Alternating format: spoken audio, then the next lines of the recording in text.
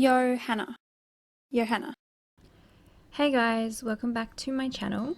Today I'm doing another junk journal with me episode, so I'm just doing a page in my junk journal.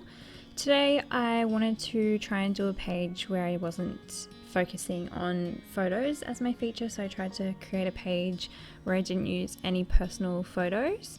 So I'm using an image from a magazine, and this is going to help me kind of portray what story I'm telling, or what sort of what I'm documenting in my journal. And this is just a really cool image that I cut out of a magazine, a Frankie magazine, and it was an article that was about a lady who collected these beautiful vintage handheld mirrors. And I am going to be journaling a little bit later about my love for vintage items and where that sort of stemmed from, as well as the things that I used to collect as a child and how I've always kind of been a collector. So I've always collected vintage things, and not only vintage things, just I've always collected, whether it be like stationery or vintage like little figurines or stamps or notes, letters, birthday cards, all of those things that you collect and keep, because not everybody does keep or collect things like that. So that's kind of what this page is about.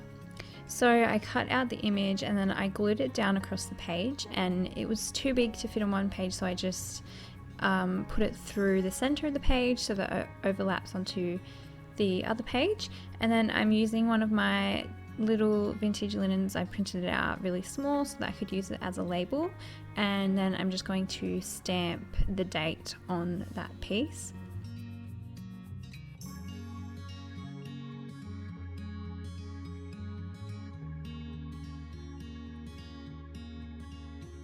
And then I have these beautiful washi trims from MollysMantel on Etsy, and so I'm just looking through and trying to choose one of those to use on the page as well. I really like using these as well as the vintage linens that I have, just because of it gives the page such a textured look without being bulky or actually having the bulk of the texture. It just looks really authentic. So at first I'm not really sure where I want to place this, so I just am fiddling around with that, and then I ended up just leaving it for now, and I'm going to come back to that.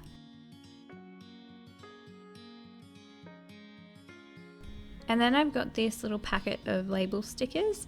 So these stickers I found a free printable for the labels on Pinterest, and I'll try and link that below. I printed them out on sticker paper, and then I just cut them out and kind of vintage Jennison label inspired, which I used to have some of, and they are kind of pricey to get your hands on. So I thought this was a really cool and affordable way to recreate that look. So I really am enjoying those at the moment.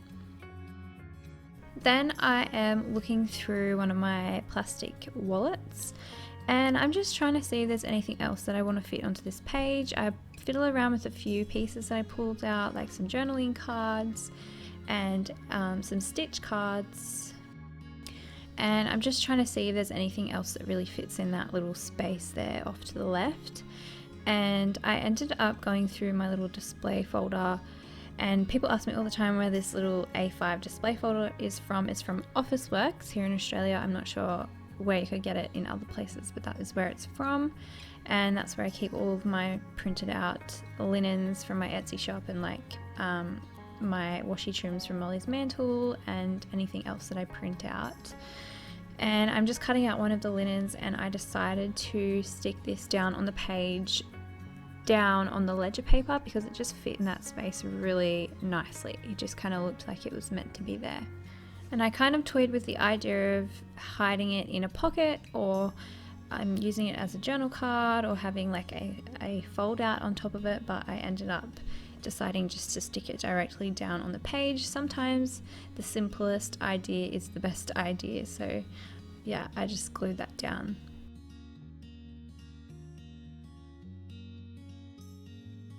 And then I decided about that washi trim, and I stuck it right below the magazine image, and I like how it kind of complements the tapestry in that photo. And then I again am looking through my plastic wallet, and I'm just looking for an extra little journaling card, and I chose this little piece that my friend Marge sent me, and it has a pretty little ribbon trim stitched along the top, and I'm going to use that as some extra writing space. So I added that onto the bottom of the page with some washi tape, and that just folds up and down along the bottom of the page. So usually I do like to use photos from my life in my journal spreads. I like how it helps tell the story, and I like how much of my life it puts into the book, if that makes sense. It really tells 1,000 words. Picture tells 1,000 words. It really does. But I know that not everybody has access to printing their photos regularly or at all, and so I wanted to do a page where I showed you some alternative ideas to get creative, because creative journaling is kind of different to just writing. And so if you don't have your own photos, you definitely can still do creative journaling. There are a million things you can put into your journal, and you don't have to put photos. If you don't have access to them, then don't put them. That's totally fine. So I really like to use magazine pictures whenever something speaks to me, and you can buy magazines pretty much anywhere. And if you don't have the money for them, because they actually are quite expensive these days, you can get magazines from thrift stores all the time for really cheap, and you can just go nuts and cut them up and cut out images and alter images and get really creative with that. So next I am writing the word collector on top of the image, and so I just used a little black pen, and then I went in with my white pen and filled it in just so that it would stand out. And I like how that looks so imperfect, but it gives it so much character. And then I'm just going to go ahead and add my journaling. So I write behind the journal card, on top of the journal card, and off to the side there, and then also on top of the label. And that is pretty much the entire page. Obviously I also put a little flower on the page, but that's pretty self-explanatory. So yeah, I just stuck that down with washi tape, added a staple, and then just wrote, like, annotated on the label and pointed an arrow, and there you have it. That is the finished spread. I hope you guys enjoyed this page. It was a super simple one, but I really like how it came together. I think it looks really interesting, and I had a lot of fun putting this together. So yeah, I hope you guys enjoyed this video, and I hope to see you in the next one. Thanks for stopping by. Bye.